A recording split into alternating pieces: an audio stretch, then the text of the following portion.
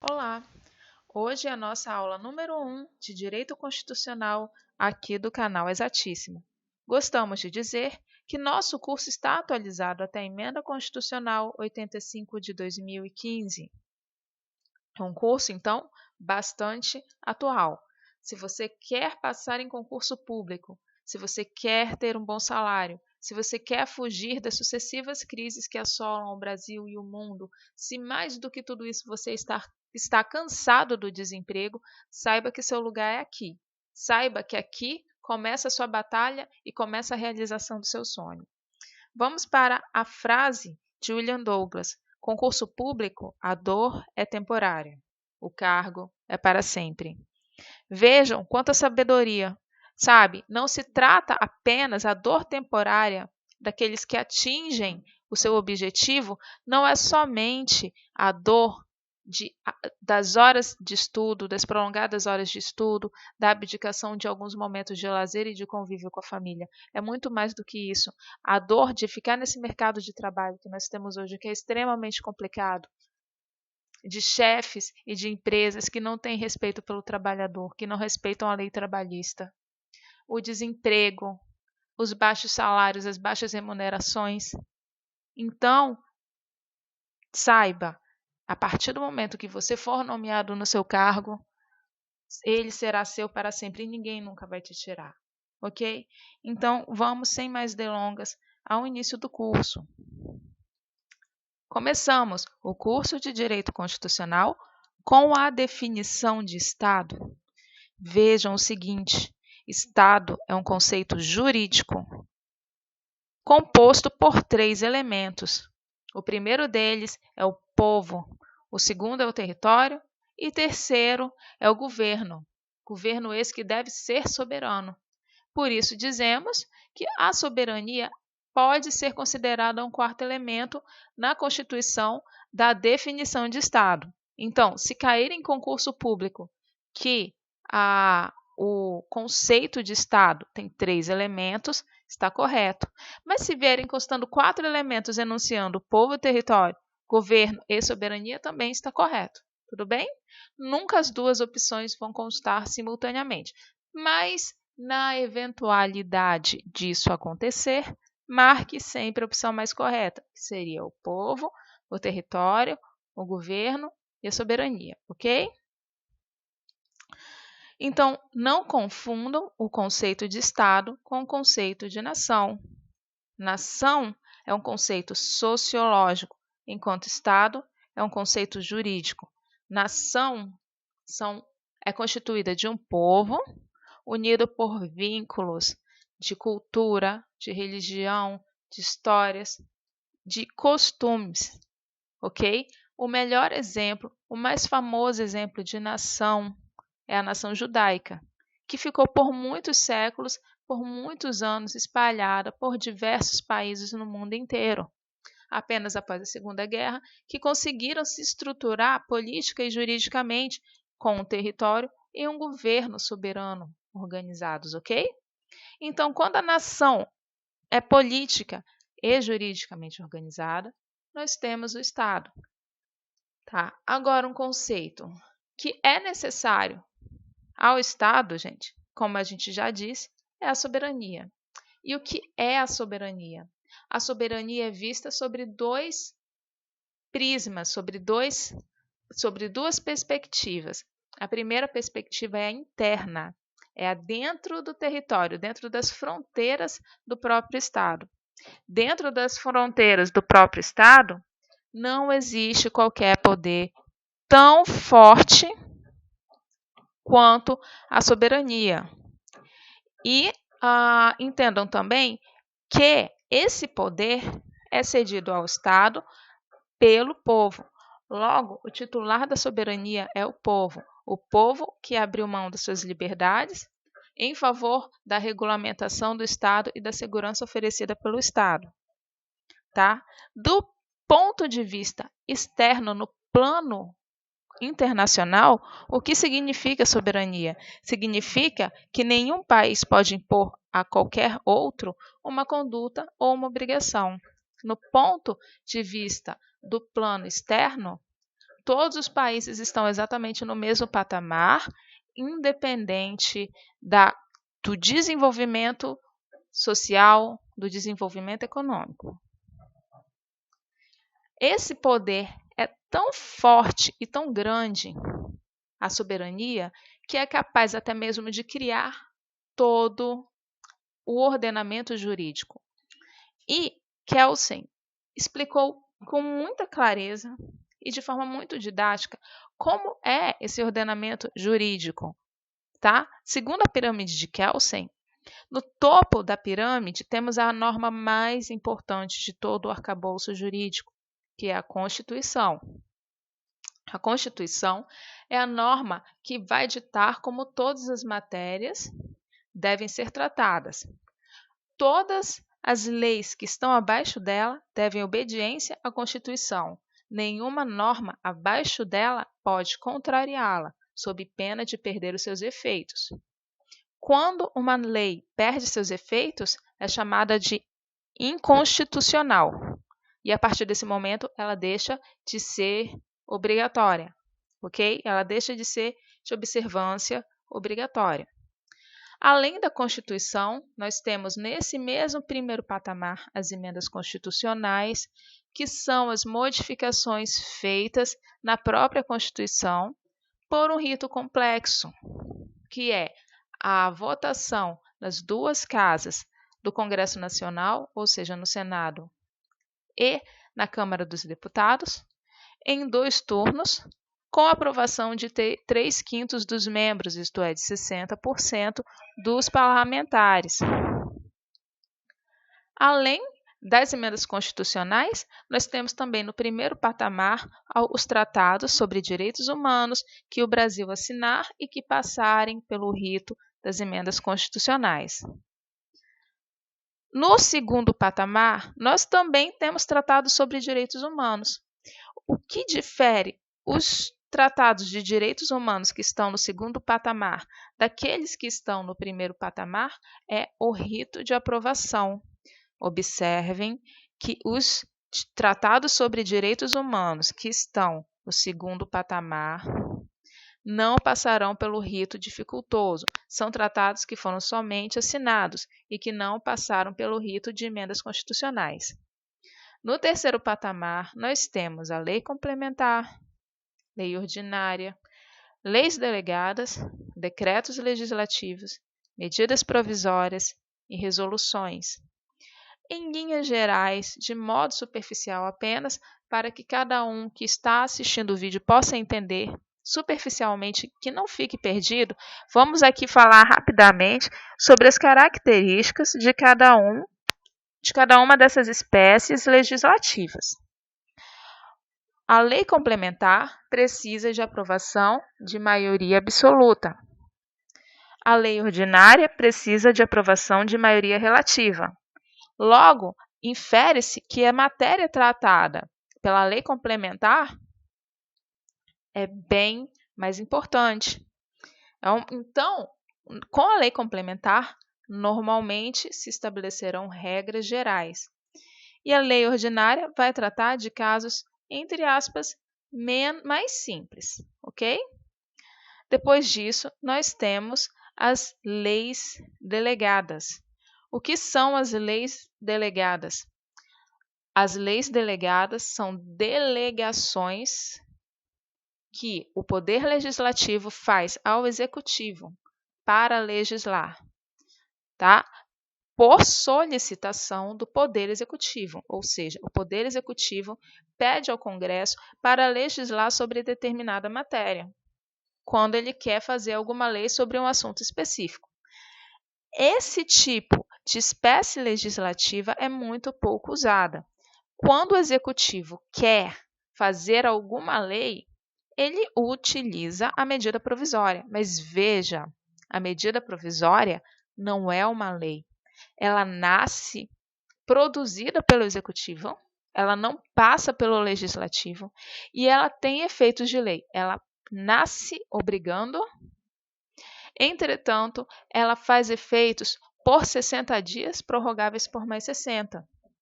E, se ao fim desse período ela não for convertida em lei pelo Congresso Nacional, ela perde seus efeitos. Tudo bem? Então, por não haver a necessidade de pedir para ninguém para fazer a medida provisória, é claro que o Executivo usa medidas provisórias ao invés de usar as leis delegadas, em que ele precisa pedir autorização e delegação lá do Congresso, ok? Além disso, nós temos os decretos legislativos. O que são os decretos legislativos? São espécies normativas emanadas do legislativo para tratar de assuntos que são do interesse deles, tá? E a sua utilização consta no regimento interno. Além disso, temos resoluções. Resoluções são atos administrativos emanados de autoridade superior para tratar de assuntos de interesse do Congresso Nacional, ok? No último patamar, nós temos as normas infralegais. As normas infralegais não produzem direito nem obrigações. Elas são meros manuais de instrução das leis que são produzidas. Tudo bem? Então, vejam, o ordenamento jurídico é constituído por normas e regras, e a que prepondera sobre todas elas é a Constituição. Nenhuma das normas que está abaixo da Constituição pode contrariá-la, sob pena de perder os seus efeitos. Então, o mais importante disso tudo é observar que a Constituição está no topo do ordenamento jurídico e que nós devemos respeitar a hierarquia das normas, sejam os cidadãos, sejam os legisladores, seja o STF, seja a Presidência da República. Ok? Partimos, assim, para o conceito de constitucionalismo. A ideologia que ergue o princípio do governo limitado, indispensável à garantia dos direitos em dimensão estruturante da organização político-social de uma comunidade. Essa foi a definição que o estudioso Canotilho deu a respeito desse termo constitucionalismo. Então vejam, o que é o constitucionalismo? Do ponto de vista do constitucionalismo, a Constituição é o elemento que estrutura a organização político-social de uma comunidade. E é isso mesmo, ela estabelece toda a organização da comunidade de maneira legal, ok? É a pedra fundamental em termos jurídicos. Além disso, é indispensável a garantia dos direitos, naturalmente, e estabelece limitações ao poder do governo. Vejam que é impossível garantir direitos aos cidadãos sem que haja limitação do governo. Como o Estado é o ente que exerce a soberania, ele se torna muito poderoso. E com isso, as arbitrariedades podem acontecer. Então, para evitar essas arbitrariedades, é que a Constituição, do ponto de vista do constitucionalismo, deve impor limitações ao governo. Vejam que na nossa Constituição de 1988, nós temos um título dedicado a limitações do poder de tributar do Estado, por exemplo. Ok? Então, vejam, a limitação ao poder estatal passou a ser a Constituição rígida e escrita, aquela que apresenta um processo difícil de modificação. Então, vejam que a Constituição escrita é aquela que consta formalmente em um papel, tá? Que está positivada. E se ela é rígida, dizemos que o seu processo de alteração é difícil. Como já afirmamos anteriormente, que efetivamente é difícil. É um processo que passa 2 vezes por cada uma das casas do Congresso Nacional e precisa da aprovação nessas 2 votações em cada uma das casas do Congresso Nacional de 60% dos parlamentares. Ok? Então, qual é a intenção de fazer uma Constituição rígida e escrita? É dar garantia e estabilidade jurídica às relações que se estabelecem, as relações jurídicas que se estabelecem na sociedade. Além disso, se as normas estão claramente positivadas, nenhum cidadão poderá ser injustamente acusado ou punido de maneira arbitrária. Somente serão punidos aqueles que não agirem de acordo com o que estabelece a lei, ok? Então vamos para o neoconstitucionalismo. Neoconstitucionalismo é a evolução do constitucionalismo, veio após o constitucionalismo. Então vejam aqui a definição do slide. A Constituição é um instrumento para a consecução de objetivos sociais, de tal forma que o que estiver escrito nela deve ser cumprido. É posterior ao constitucionalismo. Então vejam, no neoconstitucionalismo, temos mais do que a garantia dos direitos dos cidadãos, temos a consecução de objetivos sociais, ok? E aí, a Constituição passa a ocupar um papel central, sendo que o que nela está escrito deve ser cumprido, ok? Temos manifestação de constitucionalismo em diversos momentos da história da humanidade.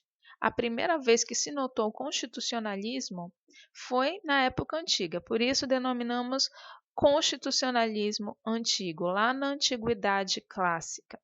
Então, os hebreus já eram governados, já estavam sujeitos à lei do Senhor. E também os gregos tinham a sua constituição e, inclusive, eram um povo que votava entre os cidadãos gregos quais seriam funcionários públicos. Na Idade Média, nós também tivemos manifestação do constitucionalismo. Em 1215, o rei João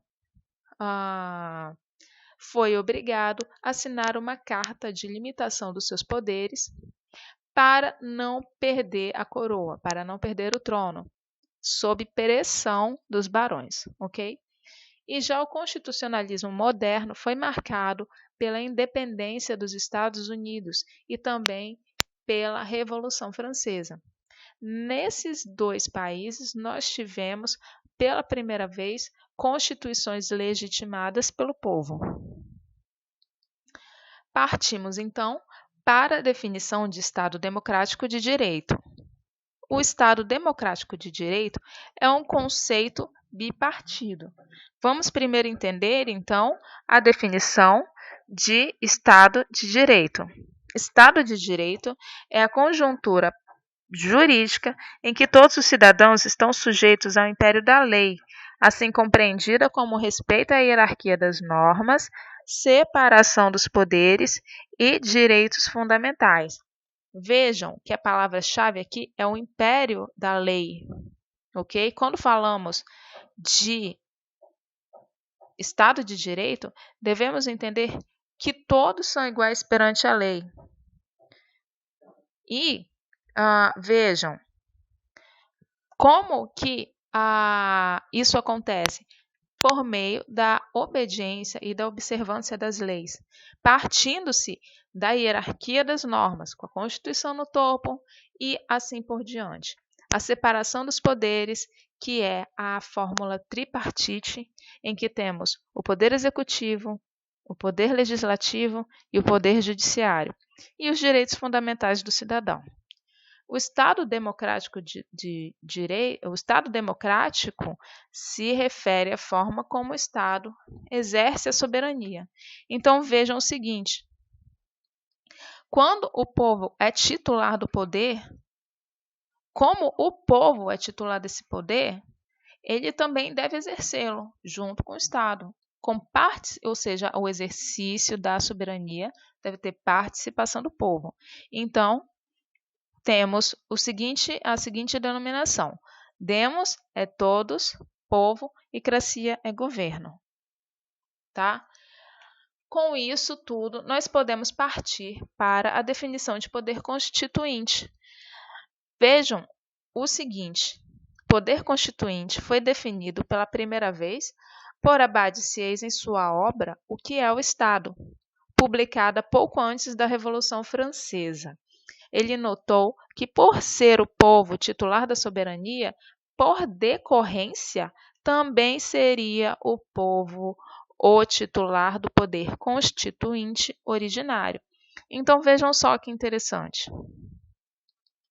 O povo dá ao Estado o exercício da soberania, ok? Só que é a soberania que é a única força capaz de gerar e produzir um novo ordenamento jurídico. Então, o poder constituinte é exatamente isso, o poder que vai forjar esse novo arcabouço jurídico, ok? Então, entendam o seguinte, o poder constituinte originário é aquele poder primário, é um poder político. Ele é um poder político. Não podemos dizer que é um poder jurídico. Por que não podemos dizer que é um poder jurídico? Porque ele cria a ordem jurídica. Ele não pode ser, o poder constituinte não pode ser a própria criatura, ok? Então, ele não pode ser jurídico, ele é político. É político e organiza o Estado e toda a normatização que o rege. O poder constituinte originário, do poder constituinte originário, decorrem todos os demais poderes constituintes que vamos estudar mais à frente, ou seja, a ordem jurídica constituída pelo poder constituinte originário lhes fornece fundamento de validade. Então, todas as vezes que houver manifestação de espécies diferentes de poder constituinte, elas só são válidas porque tem o poder constituinte originário por trás, vinculado à soberania, e capaz de modificar, criar e modificar o arcabouço jurídico, ok? Vejam as características do poder constituinte originário, matéria que cai bastante em provas. Ele é político porque cria os demais poderes. Ele é inicial porque funda uma nova ordem jurídica. É ilimitado e soberano porque pode tratar de qualquer matéria da forma como preferir. Não há limitação material ao poder constituinte originário. Ele é autônomo porque não se submete a nenhum outro poder. É incondicionado porque não exige procedimento pré-estabelecido para que seja utilizado. É permanente porque não se esgota com o seu exercício. Tudo bem? Então vamos supor não, efetivamente houve manifestação do poder constituinte originário no Brasil em 1988. Ele se manifestou, mas não significa que ele tenha se esgotado, que ele tenha desaparecido. Ele permanece, apenas não está se manifestando, ok? Então, vejam, manifestações do poder constituinte. Aqui no Brasil, em 1988, houve o quê? A formação de uma Assembleia Nacional Constituinte que criou a nova Constituição. Então, a Assembleia Nacional Constituinte não é poder originário, é apenas um instrumento para a criação da nova Constituição. Também pode ocorrer por meio de revolução, situação em que uma nova ordem jurídica é imposta, deixando para trás a anterior, outorga em que a nova ordem jurídica, a nova Constituição é imposta.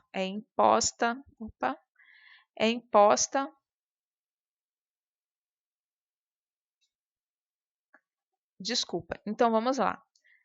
Na Revolução nós temos mudança da conjuntura política com entrada e aparecimento de uma nova condição jurídica. Na outorga, nós temos que um indivíduo impõe a Constituição ou um grupo impõe uma Constituição ao povo, então não há participação popular no surgimento da nova Constituição, da nova ordem constitucional e jurídica, e o método bonapartista, que inicialmente impõe a Constituição, uma nova Constituição, mas posteriormente faz um referendo, faz um referendo buscando a aceitação da população, ou seja, a população pode rejeitar ou não essa nova ordem jurídica que foi produzida no método bonapartista. Ela é imposta inicialmente, mas depois pode ser aprovada ou reprovada pelo povo, porque sua aprovação é submetida ao povo posteriormente. Então, vamos ver as classificações do poder constituinte. Como já vimos, ele pode ser originário. Então, o poder originário é inicial, anterior ao ordenamento jurídico, porque o cria, um poder político, organizador. Todos os outros poderes que vamos ver são jurídicos, pois foram instituídos pelo poder constituinte originário, ou seja, já estão na ordem jurídica, enquanto que o originário é pré-jurídico. E o poder derivado reformador é o poder de fazer as emendas constitucionais, ok? Trata-se de reforma da Constituição, mudanças no teor da Constituição, na letra da Constituição, para adequá-la às novas situações da sociedade, à evolução da sociedade, ok? Atenção às cláusulas pétreas. As cláusulas pétreas estão bem explicadas na apostila que vai ser disponibilizada para vocês. Mas nós podemos fazer aqui um adianto. Veja o que diz a Constituição Federal de 1988, no artigo 60, parágrafo 4º, a respeito de cláusulas pétreas. Não será objeto de deliberação a proposta de emenda tendente a abolir a forma federativa de Estado, o voto direto, secreto, universal e periódico, a separação dos poderes, os direitos e garantias fundamentais. Então, vejam, essas 4 matérias que foram citadas não podem ser objeto de deliberação tendente a aboli-las, ou seja, elas não podem ser eliminadas e nem reduzidas. Essas são as cláusulas pétreas. Elas não podem ser modificadas diminuindo o seu alcance. Ok? Vejam, então, no terceiro item nós temos o poder derivado revisor, que foi programado para manifestar-se em 1994 pelo ADCT, que é o Ato de Disposições Constitucionais Transitórias. Depois desse período de 1994, o poder derivado revisor se extinguiu. O que ele é? Ele também veio para modificar a Constituição, caso houvesse instabilidade nesse período que veio de alguns anos após 88. Tá? Então, qual era a diferença desse poder derivado revisor previsto no ADCT para o reformador que é utilizado usualmente? O poder derivado revisor teve um processo muito mais tranquilo de aprovação de emendas constitucionais, porque eram necessárias apenas o voto da maioria absoluta dos parlamentares. Nesse período foram elaboradas 6 emendas de revisão e, claro, que ele não pode ser utilizado novamente.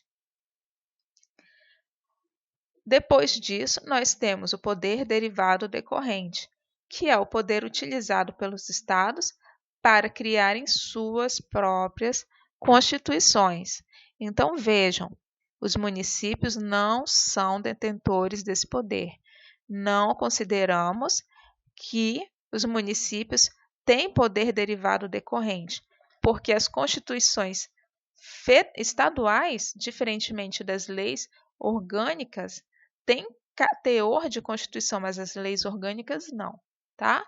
Então, nós temos o caso do Distrito Federal, que em alguns momentos se manifesta como poder derivado decorrente e em alguns momentos não tem a manifestação do poder derivado decorrente, tá? Mais detalhes na apostila. Poder difuso, também conhecido como mutação constitucional. Esse poder é extremamente interessante. emana do Judiciário, que atribui nova interpretação à Constituição sem alterar o seu texto. Então, vejam, a letra da Constituição explicita uma coisa. O Judiciário vai lá e interpreta de outra maneira. Um exemplo que temos é o que está disposto no artigo 5º da nossa Constituição. Se você não tem uma Constituição com você, é possível entrar no Google, inclusive é até necessário entrar no Google e ir ao site do planalto.gov, que tem a Constituição atualizada, ok? Aí, e acompanhar o que nós vamos dizer aqui com vocês, ok? Então, vamos lá. No artigo 5º, diz o seguinte: todos são iguais perante a lei, sem distinção de qualquer natureza, garantindo-se aos brasileiros e estrangeiros residentes no país a inviolabilidade do direito à vida, à liberdade e por aí vai. Vejam que o texto da lei diz o seguinte: garante-se aos brasileiros e aos residentes e aos estrangeiros residentes o direito à vida e à liberdade. A princípio, segundo a letra da Constituição, não era garantido aos estrangeiros que estivessem aqui de passagem, de viagem, em trânsito. Então vejam que, naturalmente, o STF expandiu a sua interpretação e forneceu aos estrangeiros de passagem também o direito à vida e à liberdade, ok? Existem outros exemplos de mutação constitucional que serão também apresentados na apostila. Não dá para colocar tudo aqui, senão o vídeo fica muito extenso, tá? Então vejam, quem tiver interesse de comprar a apostila, ela fica disponível através desse e-mail, canalexatissima@gmail.com. Junto com a apostila em PDF, disponibilizamos esses slides, que são excelentes para fazer revisão, e além disso, temos também exercícios resolvidos, todos eles com gabarito, todos eles comentados. Então, aqui nós temos um pacote completo por apenas R$ 3,50. O preço é excelente, muito bom para que você inicie seus estudos e se aprofunde. R$ 3,50 é referente a esse módulo, a essa aula. Então, se você tiver interesse, mande e-mail para esse endereço e você terá na sua caixa, em breve, todos os dados de como efetuar esse módico pagamento, esse pequeno pagamento, que é uma oportunidade excelente para você passar em concurso público, ok? Aqui nós temos uma rápida demonstração de como está a nossa apostila, bem diagramada, com uma letra clara, ok? E se você chegou aqui, parabéns, porque você é um guerreiro. Tenha certeza que poucos chegaram até aqui. Poucos irão assistir a segunda aula, que vai ser de exercícios. Então, você já começou a conquistar seu sonho. Parabéns e até a próxima.